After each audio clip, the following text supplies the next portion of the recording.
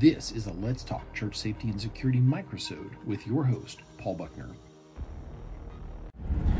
So, I recently posted on Facebook a video. So if you haven't seen it, you can also find it on YouTube if you're watching this later. But it's a California Highway Patrol officer that ended up shot in the leg. He's dealing with a guy at the end of a motor vehicle accident. There's mixed reports coming in, but basically the guy ends up going for his gun. I'm not sure of all the circumstances, but the officer ends up with a bullet in his leg from his own gun. And there's several things that that are takeaways from this, and no recriminations against the officer, nothing against their department or anything. But one of the things that I want us to be mindful of as people who have that sheepdog heart is it went sideways, and it went sideways in a hurry. He did not have time. So if he had medical in his vehicle, which doubtlessly he did not have the ability to get back to his vehicle to get it. Somebody jumped out and he was yelling that he needed a tourniquet, which I don't know what that means. I don't know if that means he did not have a tourniquet on his body, which if he didn't, I pray that the department makes that a mandate, that they have to do that in their department, one. Number two, maybe he had it on his body and the bullet went through the tourniquet and destroyed it. I don't know. That's above my pay grade. I don't know the details. But he did not have the ability to get even just a few feet over to the vehicle. A young man grabbed a sweatshirt, according to his own report, and was trying to stem the blood flow with a sweatshirt. That's not even a good pressure bandage. It's very loose weave. It's a start, but it is definitely not what you want. Sure is better than nothing, but it is not what you want. And with a shot like that, it could easily have been a through and through. I don't know if it was a femoral shot. I believe it was in the top of his right thigh, which if it's on the outside of the thigh, it's going to be more meat than artery and vein. But if it's on the inside, it could easily be that thumb-sized femoral artery. So what are some takeaways for us as church safety for self-defenders? We should have medical on body at all times. I've got ankle medical, and right now, as I'm driving, I have a SWAT tee in my back pocket. It is, one thing about a SWAT tee is I can get it around a canine if I'm riding with a department that has a canine. Now, the handler is probably going to be the one to put it on there because I really don't feel like getting bit by Cujo, but that's number one, the SWAT tee. Is it perfect? No, I'm not going to argue the point. I've got massive medical in the back of the vehicle, but I can keep a SWAT tee on me with an easy grasp, and I can get to it with either hand. So I want to give you some things to think about there. Number one, have medical on body at all times, because whenever you or a loved one or a perfect stranger, like this situation where people were restraining a violent individual, so there's serious takeaways here. Number one, we'll start with the medical and we'll move over into some of the other dangers, but keep that medical on your body, because wherever you are when that injury happens to a total stranger, to a loved one, a member of your church, to yourself, you're going to be right there. And I've had that talk with officers who their department did not require at the time for them to carry on-body medical, and I was able to kind of help influence them to do so. Quite a few of my officers that carry drop leg now are actually carrying their TQ on their drop leg holster, where it's right out there where they can get to it. Is what it is. I don't think that's a bad thing. You can easily get to it in front of you with both hands. So that being said, literally there was a male nurse that pulled up on a motorcycle, as I understand it, jumped off, had the skill sets, but did not have the gear, and was saying, look to see if they've got a proper tourniquet, okay? Carry proper medical on body. And because you may be 15 feet from your vehicle, have to defend yourself and not be able to get back to your vehicle. So who knows what medical was in that vehicle? All right.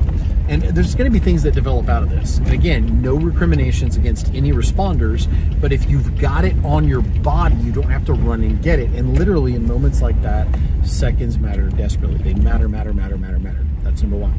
Number two, the officer's weapon ended up on the ground. And I have a very firm policy. If there are weapons on the ground, and of course I chaplain and I ride with the departments. There was one night where a guy threw down 2 kitchen knives, high as a kite, on methamphetamine. He threw down 2 kitchen knives. And there was prayer that went into that, by the way, praying that he would do that before we got there. The responding officer was on blood thinners, and if you look at that man hard, he'll bleed to death. That's just a bad deal. So the guy threw down kitchen knives. I literally was told to secure the weapons in that environment. I had gloves on. The other officers did not. It was cold, and I had just slipped my gloves on.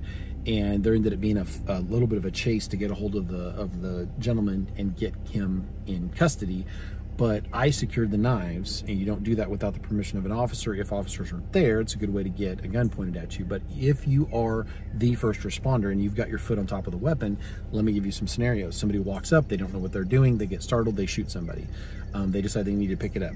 I've literally seen people walk up and flag people with weapons that they've picked up because they don't know what they're doing. They just think they're gonna walk into an environment, walk over to a weapon and pick it up. Very, very dumb. So if you got your foot on top of it or your knee on top of it, or you put it in an environment where the person cannot take possession of it, somebody else cannot get their hands on it, great.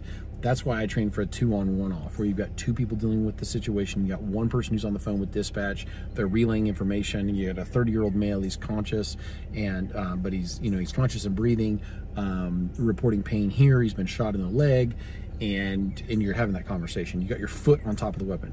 Secondly, somebody may come up that actually intends to harm the person that was shot or injured. So maybe you've got a bad guy that's down and you're trying to help the bad guy in that situation, and somebody comes up and goes, "You shot my friend, I'm going to pick up your gun, sir, and I'm going to shoot." So if it's your weapon, if it's somebody else's weapon, they're going to try to do that. So keeping your foot on top of that weapon, it also keeps the weapon from disappearing.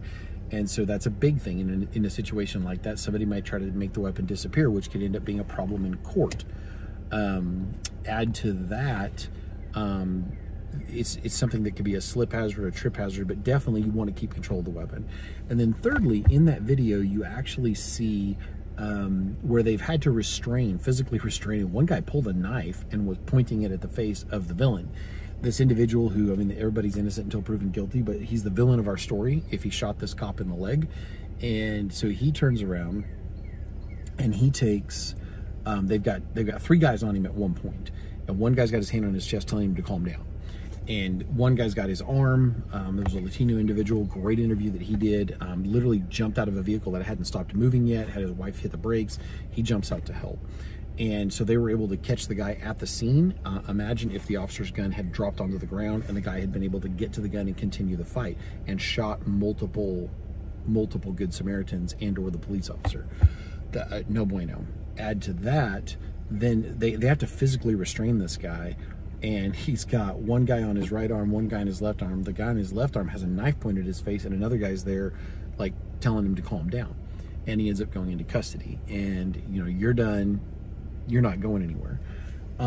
Imagine the pandemonium. And then there was somebody in one of the videos that I saw, I think it was the original video I posted, they're walking around with their phone crowing about the fact, you shot a cop, you're never getting out of jail.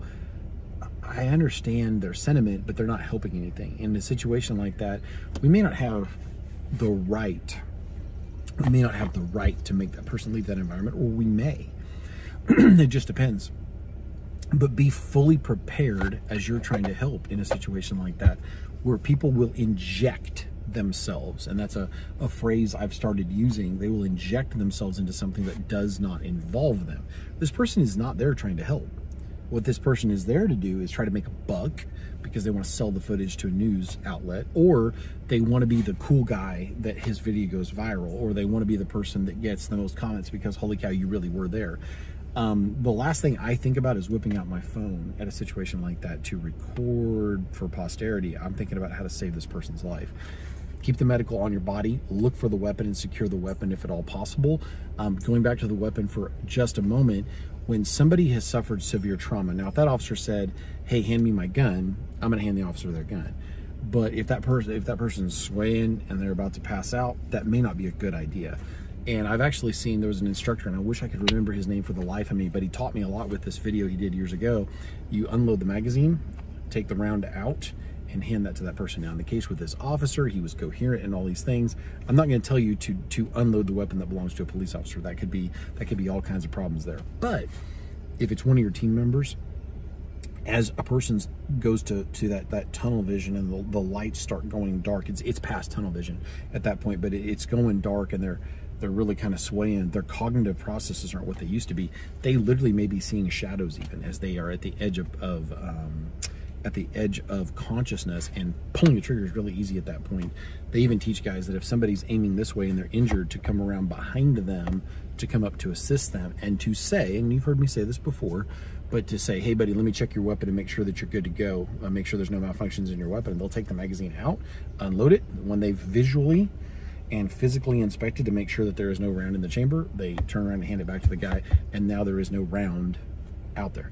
Now, in one of the pictures that I took a still shot from one of the videos of the weapon on the ground, I'm not entirely sure that the police officer did not unload his gun to keep somebody from getting control of it. So if he realized, hey, I could pass out and I don't know if I could trust all these people, and he did that himself, smart. So if he did that, super kudos to him. But it kind of almost looked like the magazine was out of it. I don't know if that was a result of a scuffle. I really don't. But what I do know is it looked to me in that moment, from that angle, in that blurry still shot I was able to capture, it looked like the magazine was out of his weapon. So just understanding those things, keep the medical on your body. You need to have the skill sets to do it. If you have to run across a busy highway and then turn around and run back and get your medical, that could be a problem. It's not that heavy. It's not that hard to get onto an ankle kit. So as always, may the Lord bless you and keep you. May his face shine upon you. Remember, semper disciplina, that lifestyle of discipline training. God bless. If you enjoyed this microsode, check out the video and audio versions of the Let's Talk Church Safety and Security podcast.